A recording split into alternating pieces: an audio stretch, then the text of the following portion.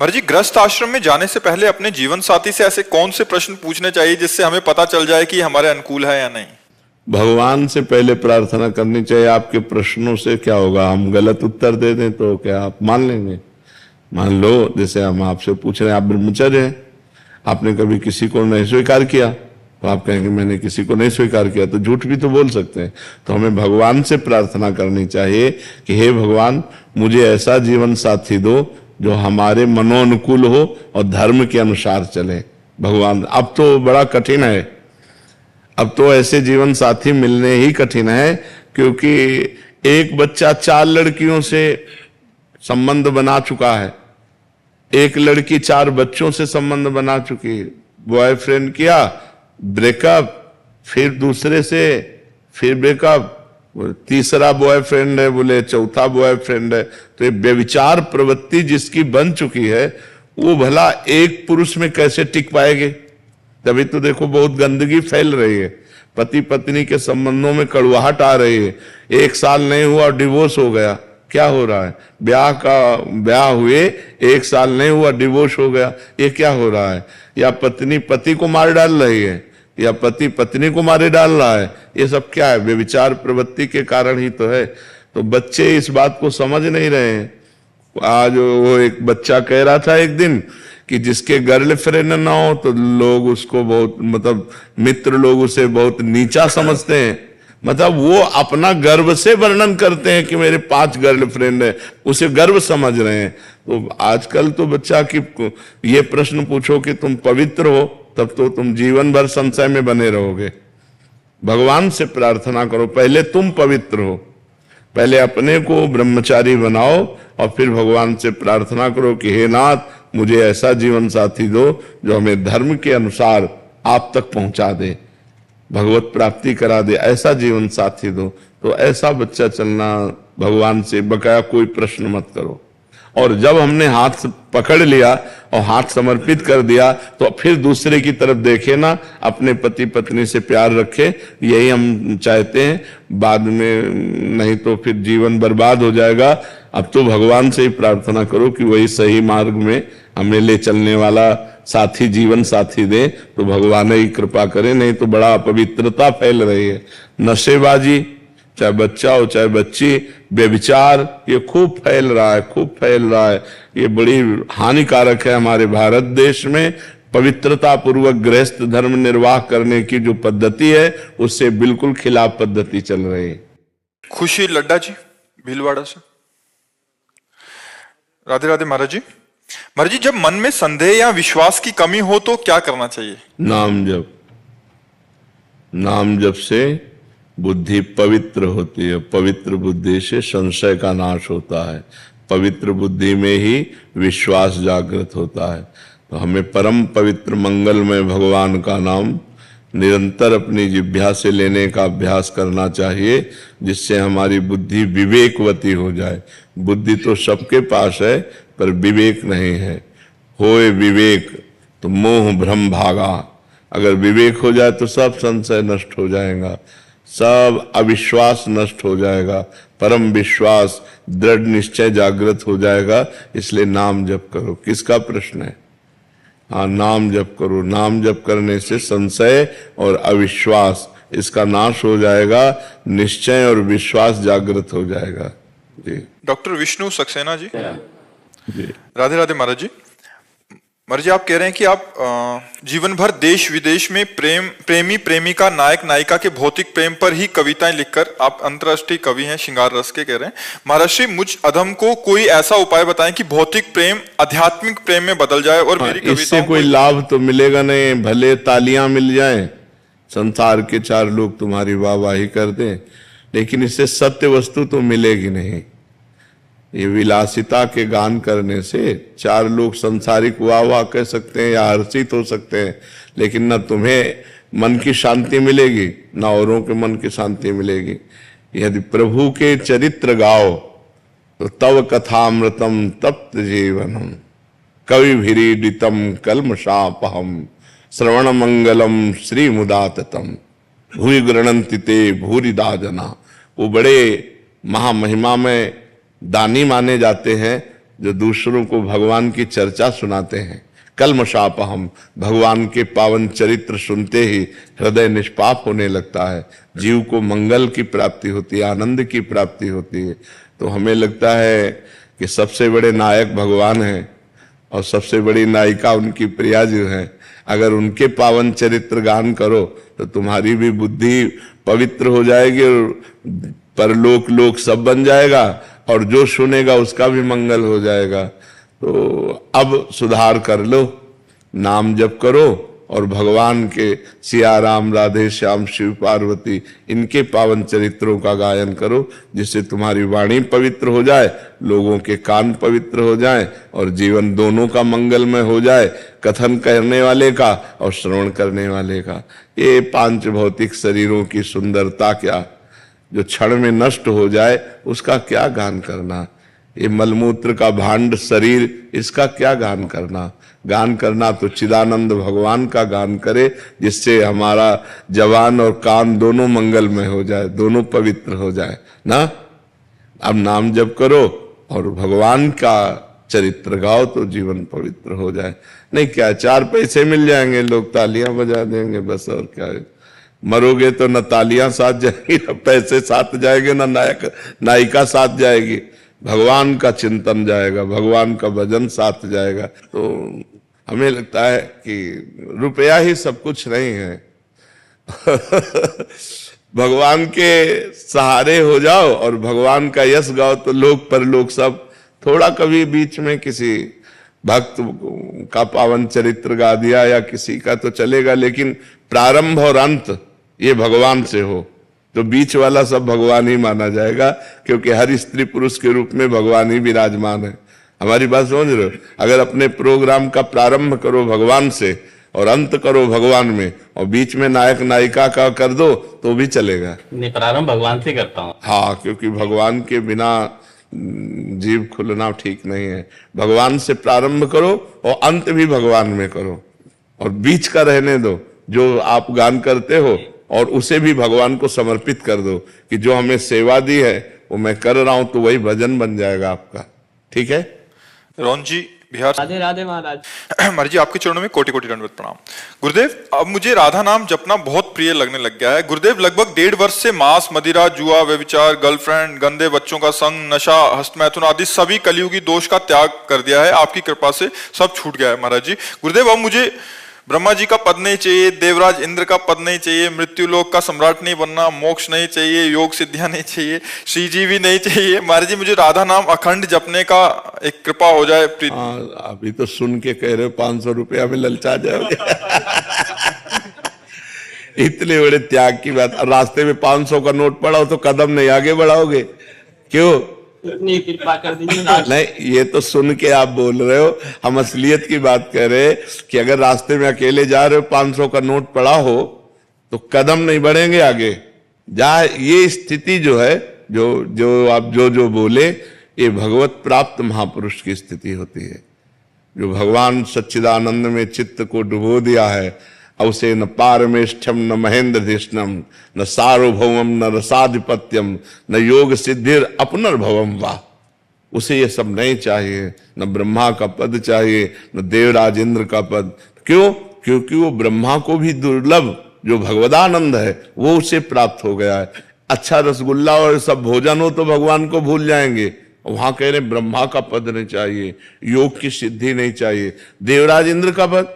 बड़े बड़े ऋषि मुनियों के मन में क्षोभ पैदा कर दे तो अभी क्या है, सुन सुना के बोल रहे सुन सुना के बोल रहे। अभी माया का प्रभाव तो देखा नहीं है, पर बच्चे ऊपर बहुत अच्छी मांग है तुम्हारी, बहुत अच्छी मांग है। स्वरूप तो महाराज जी से अलग है। स्वरूप भी अलग है। हमने बहुत अच्छा है, बहुत बुद्धि काम कर रही तुम्हारी। नाम जप करते रहो, ठीक है। हाँ, खूब नाम जप करते रहो, बहुत बढ़िया है, बहुत बढ़िया जी। प्रदीप त्रिपाठी जी। राधे राधे महाराज। राधे राधे महाराज जी। महाराज जी, आप एक उत्तरकांड की एक वर्णन कर रहे हैं, नहीं अनीति नहीं कछु प्रभुताई सुनहु करहूं जो तुम ही सोहाई। महाराज जी, जब हम परम पिता परमात्मा के ही अंश हैं तो वे हमें सीधा मार्गदर्शन देकर भगवत प्राप्ति की ओर अग्रसर क्यों नहीं कर देते महाराज जी? वे हमें ऐसे विकल्प ही क्यों देते हैं कि जिससे हम इन तुच्छ भोगों में फंस जाएं? दिया तो सीधा ही मार्ग है, भगवान ने विकल्प तो दिया नहीं, सीधा मार्ग दिया है। ममई वांशु, भगवान करे तू मेरा अंश है। और गीता जी में स्वयं प्रकट होकर बोल रहे नहीं, वो भ्रम में तो नहीं डाल रहे ना, वो कह रहे अनन्यस चिंतयन्तो माम, मेरा अनन्य चिंतन करो। ये जना पर्युपासते, जो मेरी उपासना करते हैं, तेषाम नित्याभियुक्ता नाम योगक्षेमम भाम्यम, ठेका मैं लेता हूं। अनंत ब्रह्मांडों के स्वामी कह रहे, आपका प्रश्न है तो भगवान कह रहे ठेका तो मैं लेता हूं तुम्हारे योग और क्षेम का, तुम केवल मेरा अनन्य चिंतन करो। भगवान और किसी के कार्य के लिए नहीं आदेश कर रहे हैं। मन मना भो मद भक्तो माद्याजी माम नमस्कुरु, मेरे मन वाला बन, मेरा भक्त बन, मेरे को नमस्कार कर, मेरा चिंतन कर, तेरा मैं देख लूंगा, तू मेरा चिंतन कर। तो सीधा रास्ता नहीं दे रहे भगवान, लेकिन हम भगवान का चिंतन न करके भोगों का चिंतन करते हैं। भगवान को अपना न मान करके शरीर और शरीर संबंधियों को अपना मानते हैं। भगवान में सुख न मान करके संसार की वस्तु, व्यक्ति, स्थान, इनमें सुख मानते हैं। तो कहीं ना कहीं गलती हमारी हो रही है। जैसे गुरु रूप में भगवान आके कह रहे इधर चलो, अब हम इधर चल रहे हैं, तो अब फिर ये कह दे कि भगवान ने इधर का रास्ता ही क्यों बनाया? ऐसा नहीं है। अगर भोजन जरूरी है तो शौचालय भी जरूरी है। यद्यपि निंदनीय स्थान है, अपवित्र स्थान है, लेकिन अगर भोजन खाएंगे तो शौचालय की जरूरत पड़ेगी। दिन है, अगर रात ना हो तो सिस्टम बिगड़ जाए पूरी सृष्टि का। ऐसे ही देवता है, असुर ना हो तो सिस्टम बिगड़ जाए। अच्छे हैं, बुरे ना हो तो अच्छे की अच्छाई का मतलब ही ना रह जाए। तो भगवान ने पूरा बगीचा अपनी सृष्टि बनाई है, जो चाहिए वो ले लो। और स्वयं उपदेश करते हैं कि तुम्हारा मंगल किस में होगा, तुम्हें किस मार्ग में चलना चाहिए।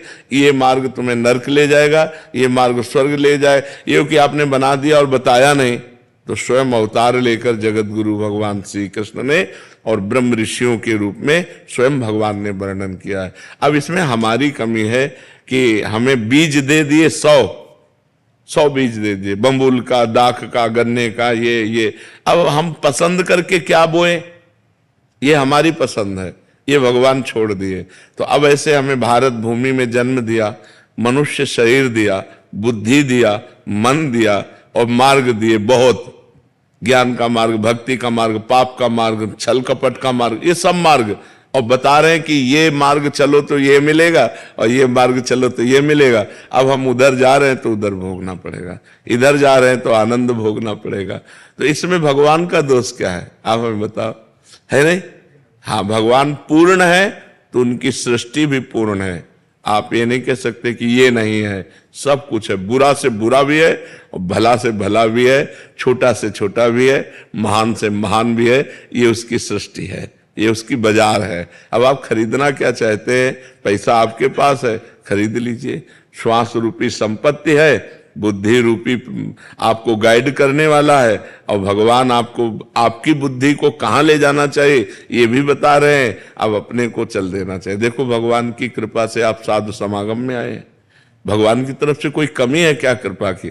अब आप अगर साधु समागम करके भी असत मार्ग में चलें और कह दें कि भगवान को दोष दें, तो हमें लगता है उनकी कृपा ही कृपा हमारे ऊपर है, उनकी वास्तविक कृपा हमारे ऊपर है। हम समझ नहीं पा रहे, अगर हम समझ जाएं तो हम गलत मार्ग में चलेंगे नहीं, सही मार्ग। अब उन्होंने गलत मार्ग क्यों बनाया? तो वो पूर्ण है। पूर्ण तभी होता है जब सब कुछ हो, पूर्णता तभी मानी जाती है जब सब कुछ हो। तो हमारी भगवान की सृष्टि में सब कुछ है। कुछ आपने क्रूर से क्रूर, निर्दयी से निर्दयी, दयावान से दयावान, और सब कुछ भरा पड़ा हुआ है। अच्छा, वो बने हैं, उन्होंने बनाया केवल नहीं, वो स्वयं बने हैं। जब भगवान के सिवा कोई है ही नहीं, था नहीं, रहेगा नहीं, तो फिर ये सब है क्या? वही बने हुए हैं। और यही जो जान गया बहुनाम जन्मनावंते ज्ञानवान माम प्रपद्यते वासुदेवा सर्वमित सा महात्मा सुदुर्लभा। सब कुछ भगवान बने हैं, ये जान गए तो उत्तम महात्मा हो गए, आप उत्तम गति को प्राप्त हो गए। तो हमको अच्छी गति, अच्छे मार्ग में चलना है। भगवान ने जो बुरे मार्ग बनाए वो पूर्ण है, वो पूर्ण परमात्मा है, इसलिए उन्होंने पूर्ण सृष्टि रची है, सब कुछ रचा है। देखो यहाँ भोजन पाते हैं और यही मलाशय है, यही मूत्राशय है, सब कुछ बना है। आप कह दे मलाशय मूत्राशय न हो तो फिर कैसे भोजन का व्यवस्था होती? भोजन का पाचन तंत्र काम करके मलाशय मूत्राशय कैसे? तो सब कुछ होना चाहिए। तो अब मलमूत्र एकदम घृणित चीज है, लेकिन बनता कहां से है? यहीं से तो पाते हैं। तो ऐसे ही भगवान ने, जैसे हमारे शरीर में सब कुछ है, सब कुछ है, गंदगी से गंदगी, सब चीज, सब अंदर सब भरा हुआ है, लेकिन ऊपर से कितना चिकना चुपड़ा कर दिया कि हम देखकर प्रभावित हो जाते हैं और रूप देखकर लुभायमान हो जाते हैं। ऐसे भगवान ने सब कुछ पूरी सृष्टि में रचा है। तो हमको क्या चाहिए, हमको कौन से मार्ग में चलना चाहिए, ये भी प्रकट होकर बता दिया। तो अब हमारी गलती है कि हम सही मार्ग न चलकर गलत मार्ग में चलते हैं। भगवान को इसमें दोष न दे, क्योंकि वो पूर्ण है। घर पूर्ण तभी माना जाएगा जब रसोई भी हो और लेटरिन बाथरूम भी हो, तभी माना जाएगा कि ये घर पूर्ण है। ऐसे संपूर्ण सृष्टि को भगवान ने पूर्ण रचा है। जी। देवना वैष्णव जी। राधे राधे महाराज जी। महाराज जी, आपके बताए अनुसार मैं लाडली जी से बोलती हूँ कि मैं जैसी भी हूँ, आपके आश्रय में हूँ, आपके भरोसे में हूँ। परंतु महाराज जी, ये आश्रय कैसे होता है, ये ठसक भाव कैसे होता है? शिष्टामृत भुक्तवैव चरितम श्रृणवस तवे स्मरण। आपका उच्छिष्ट पाऊं तो हमारी जो शरणागति पुष्ट होगी तो बिना भोग लगाए ठाकुर जी को पावे ना। उच्छिष्टामृत भुक्तवैव, और आपके चरित्र कानों से सुनूं और आपका स्मरण करूं, और हमारे चरण जब चले तो ऐसी भावनाओं कि मैं आपकी प्रदक्षिणा कर रही हूं, आपके ही जनों का संग हो, इसी से शरणागति हो जाएगी। आपके चरणों का ध्यान, आपका उच्छिष्ट, आपकी लीला चरित्रों का श्रवण, आपके धामों की यात्रा, आपके भक्तों का संग, इसी से हमारा हृदय शरणागति के योग्य हो जाएगा। और जहां प्रभु की शरणागति हुई तो उठते बैठते चलते फिरते खाते पीते हर समय भगवान की याद बनी रहेगी। भगवान का स्मरण होना हर समय, यही साधना है। सबसे बड़ी साधना भगवत प्राप्ति की है कि उठते बैठते चलते फिरते हर समय राधा राधा राधा राधा स्मृति बनी रहे। अगर स्मृति नहीं है तो फिर ठीक नहीं है, स्मृति बनी रहना चाहिए। क्या भाव है आपका? महाराज जी, आश्रय कैसे होता है, ये ठसक का भाव कैसे होता है? यही इसी से आश्रय। गले कैसे पड़ा जाता है, गले कैसे पड़ा? यही इसी से प्रभु की जूठन पाना, प्रभु का चरणामृत पीना, प्रभु की लीला कथा सुनना, प्रभु के भक्तों का संग करना, प्रभु के धाम तीर्थों की यात्रा करना, और प्रभु के प्रति भाव रखकर सबको प्रभु में देखना। बस प्रभु ही प्रभु है तो आश्रय हमारा पुष्ट हो जाएगा। रमाकांत शर्मा जी गाजियाबाद से। श्री हरिवंश महाराज जी। गुरुदेव, जीवात्मा के शरीर की मृत्यु होने पर श्री जी से विशेष दैन्य भाव से प्रार्थना करने पर दोबारा जीवित वो जीवात्मा हो सकती है? कदापि नहीं। जब आयु खत्म तो फिर खत्म। अगर जीवित प्रार्थना करने से हो जाती तो कौशल्या जी को वैधव्य सहना ही नहीं पड़ता। जिनके पुत्र राम जी हैं, दशरथ जी को जिला देते नहीं ना। भगवान ने अपने पिता को नहीं जिलाया तो औरों की बात जान। आयु खत्म तो फिर खत्म, फिर कोई प्रार्थना कोई उसमें। हाँ, कुछ महापुरुषों में ऐसा देखा गया कि अपनी आयु उन्होंने उनको दे दी। ऐसा देखा गया कि वो संकल्प किए और अपनी आयु का हिस्सा उनको दे दिया, तो उससे फिर उनकी आयु। लेकिन जितनी श्वासें जिस जीव की हैं उससे ज्यादा एक श्वास भी नहीं ले सकता। यहाँ का क्रम है, जो विधना ने लिख दिया, छठी राव के अंक, राय घटे न तिल बढ़े, रहुरे जीव निशंक। नहीं, बड़े बड़े भक्त जो है ना, वो अपने भक्तों के लिए भगवान से प्रार्थना करके उनकी रक्षा कर लेते।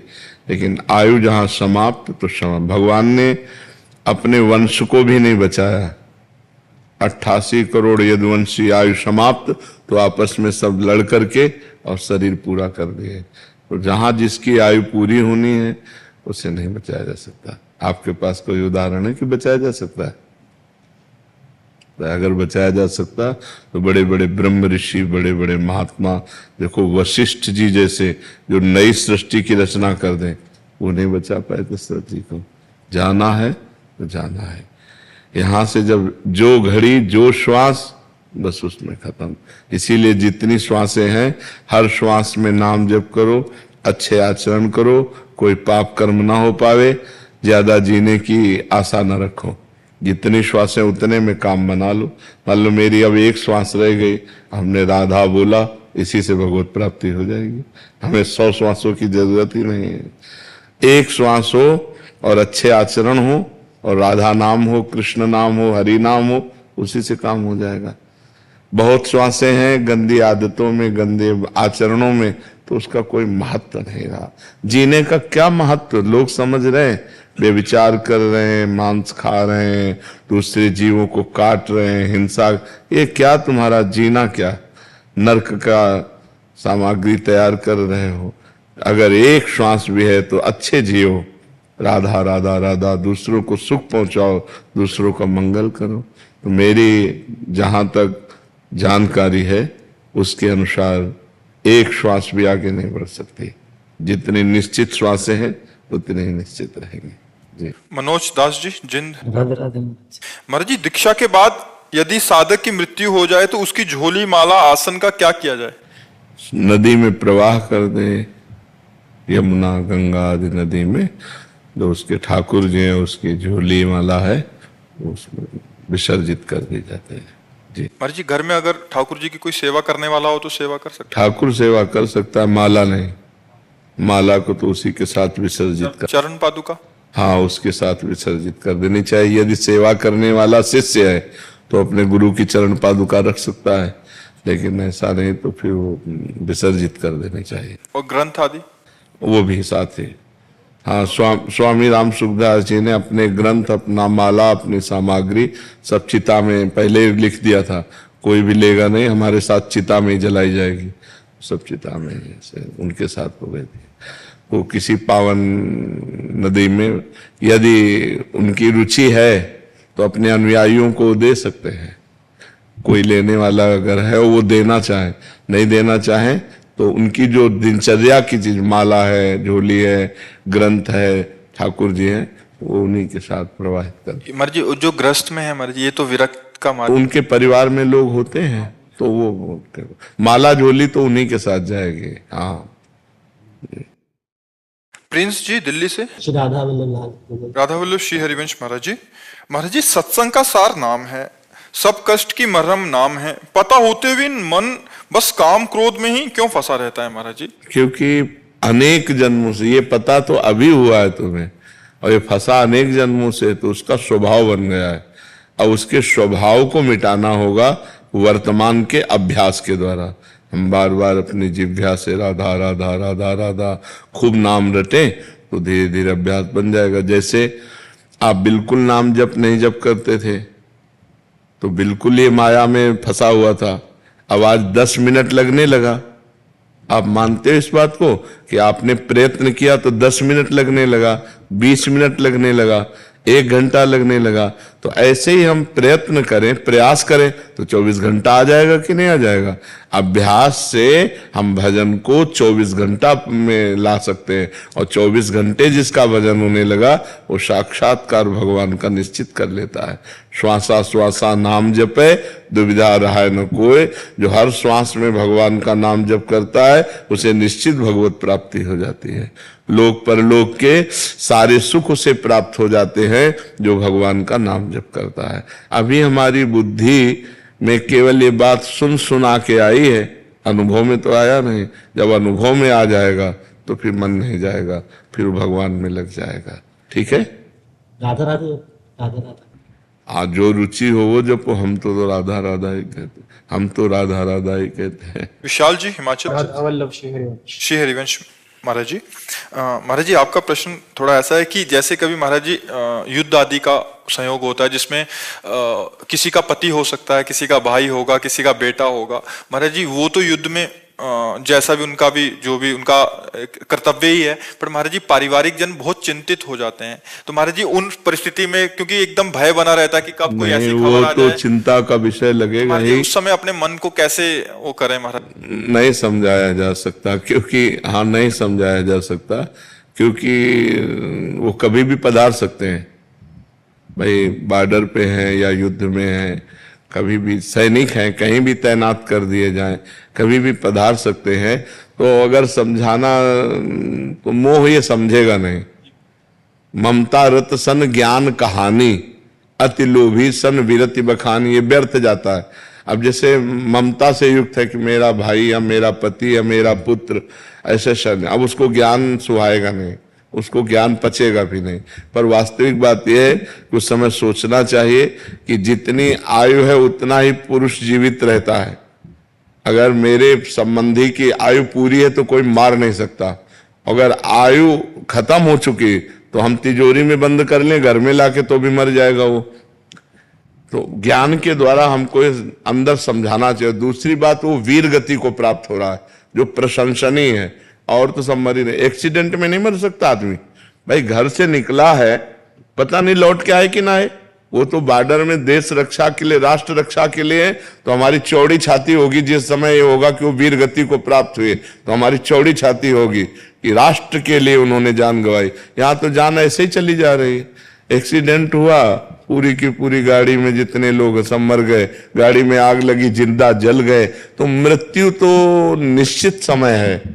अगर वो युद्ध में कोई अकाल मृत्यु थोड़ी होती, उन्हीं की होगी जिनकी होनी है, अन्यथा नहीं होगी।